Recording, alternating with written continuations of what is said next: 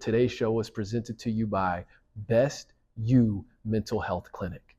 I will have more information about Best You Mental Health Clinic as the week plays on. They are going to be the official sponsor of this show for this week.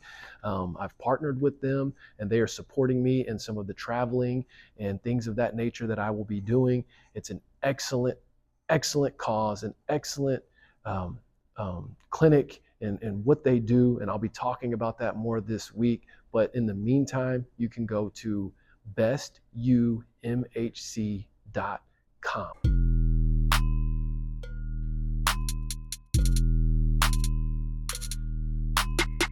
What's up, everybody? It's Trey Smith. Welcome to another episode of the College GameTime podcast. As you can see, I am live and direct at the American Athletic Conference Basketball Media Days.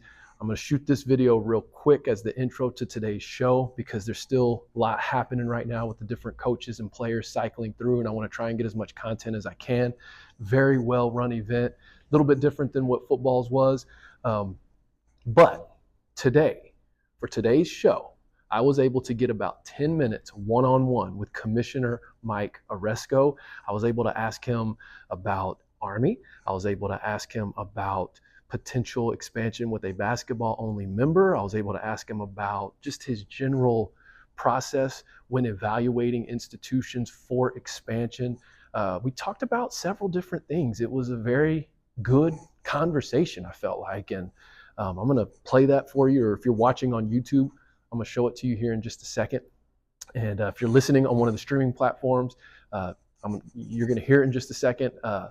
Do want to just put a disclaimer out there. I know the audio might sound different than how it typically does when I'm in my studio. I've got my travel mics with me and I'm on site. There's going to probably be a lot of on-site content this week because not only am I going to be working the American Athletic Conference, I'll also be working the Mountain West Conference Basketball Media Days later this week in Las Vegas. And I'll have more on that later this week, but just wanted to give you all an update on how things are going as far as this week is concerned. And before I get into it, if you're watching right now on YouTube, you know what to do. Like, subscribe, comment at the end, share it with a friend. And if you're listening on one of the streaming platforms, Apple, Spotify, Amazon Music, I'm asking you to please leave a 5-star rating and a positive review. And without further ado, let's get to the interview. All right, Commissioner Aresco, the big pressing question for me is, are there any updates as of today with Army that you're at liberty to share? Or, I mean, we've seen the latest reports from Dellinger and all that, but I know stuff in that world can change very fastly, and just curious if. Yeah, we're trying to be under the radar with Army, and Perfect. To respect their privacy and ours. But we've had some ongoing talks with Army, and I don't know how long it'll take to reach a conclusion one way or the other. But all I can say is we have had some ongoing talks. And just with stuff that's already out there in terms of it being a football-only type of conversation, would that be accurate? Yeah, it would definitely be football-only. Army is very comfortable in the Patriot League, just as Navy is with basketball and Olympic sports. This would be strictly if Army wanted to play in our conference in football, like Navy does. And in that same vein, with today being all about basketball, do you foresee, or is there any conversations with the most recent soon-to-be departure of possibly looking for a basketball-only type edition that fits the geographical footprint, similar to how Wichita? Yeah, we've had some talk, brief discussions about it within the conference. I don't think there's much appetite for that at this point. What we didn't want to do, Trey, is become too much of a hybrid conference. It's one thing to have one or two football only or one or two basketball only. Granted, we could add another basketball only and it wouldn't radically change things. But in the old days, with the Big East, you had a whole bunch of schools that played one sport, a bunch that played another. We tried to avoid that. Are there some schools I guess we could look at down the road in basketball? Sure, but really no plans at this point. We love having Wichita in the conference. They've been great. And if we had a couple of football onlys, that'd probably be the limit you'd want. Sure. I heard you talking just a second ago about the having a really good media deal right now with ESPN, Mhm, which, yeah, it is. I mean, it's for this group, it's the best. I mean, that's a fact. With all the transitioning, some of the turnover that's just been happening and the way the landscape's shifting, Mhm. that's pretty ironclad deal. Do you foresee that changing at all between now and when that's set to be?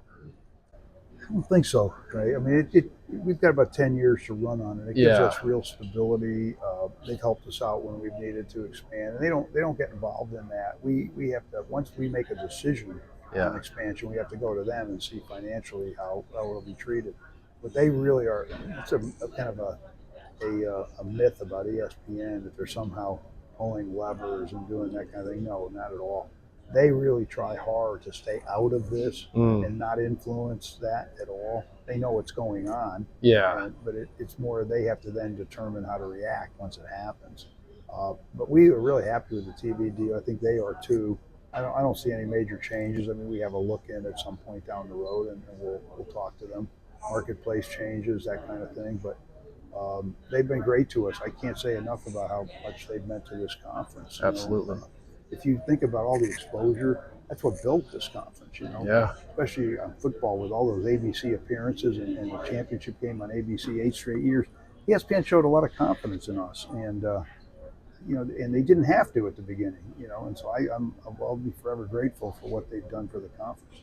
well, and something I've shared a lot on my platform is how much being in this conference benefited particularly teams like Houston and UCF to they made the decision they made, but I think there's a lot of credit that goes to the partnership and the being a member of the American Conference and the level of investment that they began to make, which kind of leads me to this is it seems like you're very strategic and very good at partnering with institutions and getting them to invest in their programs and becoming a part of the American Conference. Could you just talk me through what's that process like? I mean, you've just obviously talked about it with this. We got 6 new institutions.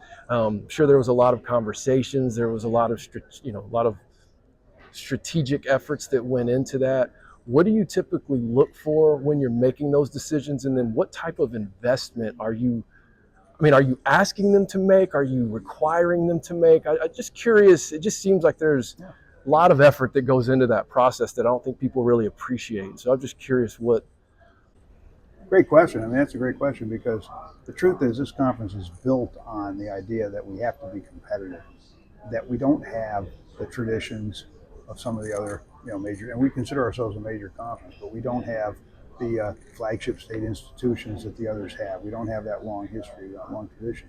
So we insist that people invest. Now, we don't require it per se. It's not written anywhere that you have to have a budget of X or you have to do this, but we absolutely put pressure on all of our schools to invest because the goal of this conference, Trey, and I don't even know why it would exist otherwise, is to be right there with the 5. Absolutely. And now it's right there with the 4. Mm-hmm. And that was the goal all along, that you do not want to have second-class citizenship for your student athletes, period, or your coaches or your administrators. And that's been a mantra of this conference from day one. And the minute we lose that, I think we're finished. I hope we never do. And when people say, "Well, why don't you guys have a G5 tournament or a G5, championship?" I said, "Well, then you're just pretending you're a minor league. You're saying you're not playing at the same level the other guys are, and we will never accept that." And yeah, we've got this label. I hope we can get rid of it. It's not the easiest thing in the world to get rid of it, but in the end, you gotta fight. Absolutely. And that's the whole purpose of this conference. It's a group that could invest. We're at that level. Look, if I were commissioner of some of the other conferences, don't have the resources that have budgets of 10 or 15, $20 million, to ask them to suddenly go to 60 or 70 or 50 is maybe a bridge too far. Maybe it's not fair. Maybe and they can be competitive at the even with that budget. Look at what we did without a lot of TV money. Yeah. But on the other hand, the schools in our conference, we picked them primarily because they can invest. Rice can invest. They've got a huge endowment. Charlotte's in a major metropolitan area. FAU has Miami, and they potentially can tap donors. They're very excited about the program now. The other thing is the exposure of our conference has really led to an awareness among donors, among others. And sure, there's this business, oh, I got to get to the P5, I got to get to, we've been a victim of our own success. We've lost 4 teams now to the so-called P5. Yeah. And that's a problem, but I guess it's a good problem because it means your teams are right there. Well, it reminds me of Billy Bean and Moneyball sometimes. He brings those players in, they develop, and they make their decisions, but it shows you're running a solid program, in my opinion. It's, to your point, it speaks to the quality of the conference that's being run, because we also don't see those big conferences necessarily looking elsewhere. They don't. They always look to us. And I think that's a tribute to our guys. It's also a problem for us, of course. Sure. Because you want stability. You'd love to have people stay in your conference, not always looking for greener pastures. Sure. But it means that we have been successful. And it also makes my point about the fact that we have been a P5, a P6. Look at it. You're taking literally a third of our conference now. Yeah. And also have eyed others. Others have been in the mix. You don't hear about these other conferences having teams that anybody's identifying, the P5. And if there's more change down the road with some of these conferences, who will they look to? They'll probably look to ours, which creates an issue for us, of course, because you got to keep replenishing, and it's not that easy. You want to make sure you can still get schools. Fortunately, this round we were able to get schools like UTSA, San Antonio. They're investing, and they've got a great fan base there. Rice has got the revenue. North Texas is a big school right in the Dallas area. Oh, yeah. That can invest. Huge UAB, alumni base. Yep, UAB, there's tremendous support for football, especially in Birmingham. We've got Charlotte, huge banking center. We got FAU. So this time around, I think we got schools that could do it. Next time around, if we have to go through this again, I don't know that we have to go through to the same level. It might be harder to find schools that can invest at the level. And Army, we think it's a national service academy, so it's a little different situation. And we think their program is terrific, and we think they would be extremely competitive in our league. We'll see what happens, but they're really different because they're a national service academy. Well, in my opinion, I'm curious to know your thoughts. I feel having, not to go too far into the future here, but having Army, as you just said, with Navy in the same conference, I mean, that's a statement. Yeah, I think it is. I mean, we'll see what happens, but just having Navy's been wonderful. We love having Navy in the conference. It's just it adds a certain glow to the conference. These are great young men, women, great. Everything about Navy I love, and I love their commitment, their patriotism. It's just been great for the conference. And if you can have Army too, I think that's a home run, but we'll see. Army has a different situation than Navy, and we'll see what they want to do down the road. Last one, and I'm going to really shift gears because it was something you spoke about in the press conference. In fact, one of my sponsors who's sponsoring my coverage this week is called Best You Mental Health Clinic, and they service 16 and up men, women, young athletes, student athletes, and you reference mental health in your opening presser. Could you just speak what type of emphasis, what does the conference, maybe my question is, what is the conference's role in that piece? Is it supporting the student athletes or supporting the institutions who support the student athletes? I think it's both, but what we do is we commission research into mental health issues. We try to identify what are the major issues that are affecting our student athletes, and then what we try to do is, talk to the schools about it, talk to, obviously our student athletes, our student athletes governing group. But the main focus has been the pressure student athletes are under are different than 50 years ago or 30 years ago, especially with social media and some of the other things. And second, I think the demands on student athletes are greater than they were, with practice. I know we've limited practice time. We've done certain things to try to help. But let's face it, with travel, with the amount of exposure now in the media, the pressures are ratcheted up. And now they have to worry about gambling. And not to do anything intentionally bad, but to be aware of all the pitfalls about sharing information and things you can't do. There's a lot of pressure on kids. And we thought it would be good to identify what the causes are, try to identify the things that we could address with research. And we've had a symposium every year at our campuses, and some of that research is discussed with our student athletes, with our student athlete governance representatives. So it's a combination of helping the schools and also dealing directly with student athletes.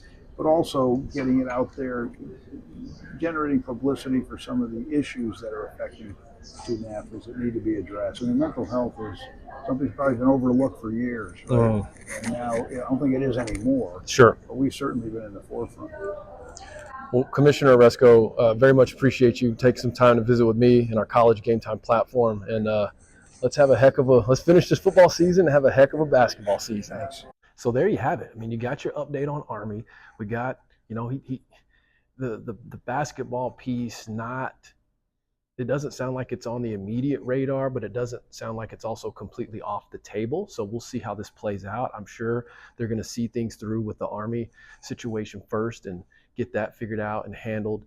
As he said, no timeline on it at this point. They're just continuing to work and make progress. The promising thing I took from that interview was he doesn't seem to think that the media deal, at least how I processed it in real time, was that the current media deal with ESPN is not in any kind of jeopardy with any of the turnover and realignment, moving and shaking that's happening, which I think is very, very good for the American Conference. As we've discussed on this channel, out of the group of five, out of the mid-majors, whatever you want to call it, it is the best, most lucrative deal, and also provides quite a bit of linear exposure. So curious to know your thoughts down in the comments based off hearing that straight from the commissioner. What are your thoughts? What do you think? How are you feeling? And I'm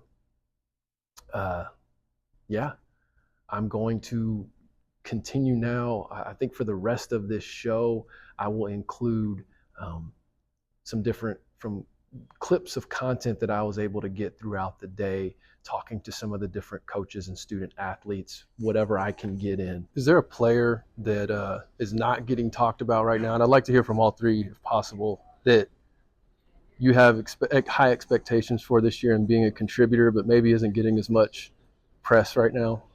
I don't know, maybe they can talk first. I'm just thinking someone that's not being talked, haven't already been talked about. Maybe a surprise. I mean, Jordan Brown, in my and I think Jordan's been talked about. Maybe he hasn't. But if he hasn't, then it's the guy. That's the guy, Jordan Brown. As far as if no one's talking about it. Jordan Brown is a guy that's pretty special down in the post. And in this new look conference, is there a game that you're most looking forward to?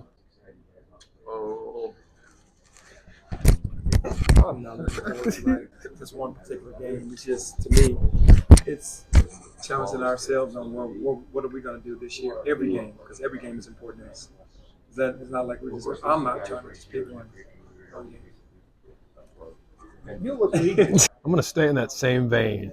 How do you sustain that? In other words, you had the run, new season's coming up. You just talked about you got a taste of playing at the highest level. And really would like to hear from both of you on it, but how do you make that a sustainable sort of year-to-year expectation that you're looking to achieve? Not necessarily making a run to the Final Four, but just like being that team. I think it starts with our day-to-day approach. Obviously not getting caught up in the egos and just remembering what it took to get us there. Obviously, we had to put in crazy work every single day in the preseason as well. And I think if we sustain the process to get us there and just keep that the most important thing, then I feel like we'll end up in a good spot come March, come April. The same. We can't chase that outcome, but we can continue to work to our identity. And we have a frame-by-frame approach where even smaller than possession-by-possession, we want to work with in a detailed approach every single day. So we have to maintain our level of aggression, our confidence, and make sure, because there's a different level of attention on us, that we don't play to that attention, and it doesn't make us tight or afraid to fail. Because one of the things that made us successful was our fearless approach, and we plan on doing that again, and just trusting that the outcome will be what we want it to be at the end of the day. Coach, would you mind talking a little bit more about that? You caught my attention, frame by frame approach. Is there a practical application of that? Like whether it's in practices with drills, like what does that look like? everything we do, we try not to let whether the ball goes in the hole or not affect how we feel about the way we're playing. And whether it's offense, we simply gauge it by we want to play good basketball every single possession and trust that over 70 possessions, which is our goal per game, that we're going to score enough points per possession to win the game. So it's simply living, breathing the process approach to it. And then defensively, we pause the film regularly, just randomly in the middle of the play, just to check our habits and our mentality and make sure we're doing the right things at all times. And once again, we feel like we do that because of the talent in our room, because of the unique abilities and traits of our players, then that will be more than enough to win over 70 possessions. Is there a player on the team that may be under the radar that had, whether you want to call it a surprise offseason, that could, I don't want to use the term burst onto the scene, but could surprise some folks this year? I'd like to hear from both of you as far as who that might be. Who do I need to be watching that maybe no one's talking about right now? I would say Nick Boyd. He's just been through crazy amount of adversity, and he just continues to progress each offseason. He's looking really good right now, so I would say he's a breakout player that you guys have to watch for. I agree with BJ. Nick Boyd had a phenomenal summer, and the amount of work that he puts into his game and the amount of drive and passion he has to improve is something that I've never seen in 20-plus years of coaching. I think Giancarlo Rosado had a great summer working in a different way where he's trimmed his body down. He's gotten more athletic and than Vlad Gold. I think both of our centers. And then we have a couple of young guys that I think made a big jump. But for the players that have done it time and time again in the game, I would say Nick, Giancarlo, and Vladislav. My last question is this. New conference. Some teams are going to be familiar that came in with you, but is there a game on the conference slate that you're most looking forward to playing this year?